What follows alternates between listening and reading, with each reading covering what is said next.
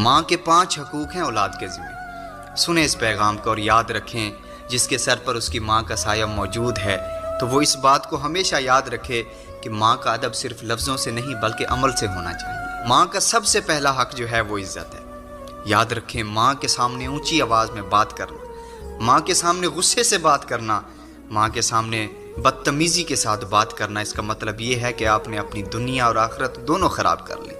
अगर आपने माँ की इज़्ज़त नहीं की तो मतलब आपने अपनी माँ को नाराज़ कर दिया। जब माँ नाराज़ होती है तो फिर अल्लाह और उसके रसूल भी नाराज़ होते हैं। फिर अल्लाह और उसके रसूल की जो नाराज़गी होती है वो इंसान को जहन्नम में ले जाती है। लेकिन जो अपनी माँ की इज़्ज़त करता है, अल्लाह ताला उसे दोनों जहानों में इज़्ज़तों से नवाज देता है। माँ का दूसरा जो हक़ है वो भी याद रखें। माँ का जो दूसरा हक़ है ना, वो वक्त है। याद रखें इस बात को कि माँ को तुम्हारे पैसे से ज़्यादा तुम्हारे वक्त की ज़रूरत है। वो चाहती है कि मेरा बेटा मेरे पास बैठे, मुझे पूछे कि अम्मा तुम्हारा क्या हाल। माँ के 5 हकूक़ हैं औलाद के ज़िम्मे।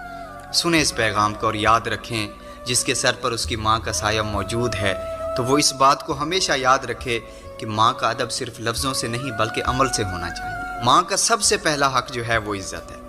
याद रखें, माँ के सामने ऊंची आवाज़ में बात करना, माँ के सामने गुस्से से बात करना, माँ के सामने बदतमीज़ी के साथ बात करना, इसका मतलब ये है कि आपने अपनी दुनिया और आखिरत दोनों ख़राब कर ली।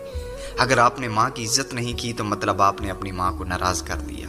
जब माँ नाराज़ होती है तो फिर अल्लाह और उसके रसूल भी नाराज़ होते हैं। फिर अल्लाह और उसके रसूल की जो नाराज़गी होती है वो इंसान को जहन्नम में ले जाती है। लेकिन जो अपनी माँ की इज़्ज़त करता है, अल्लाह ताला उसे दोनों जहानों में इज़्ज़तों से नवाज देता है। माँ का दूसरा जो हक़ है वो भी याद रखें।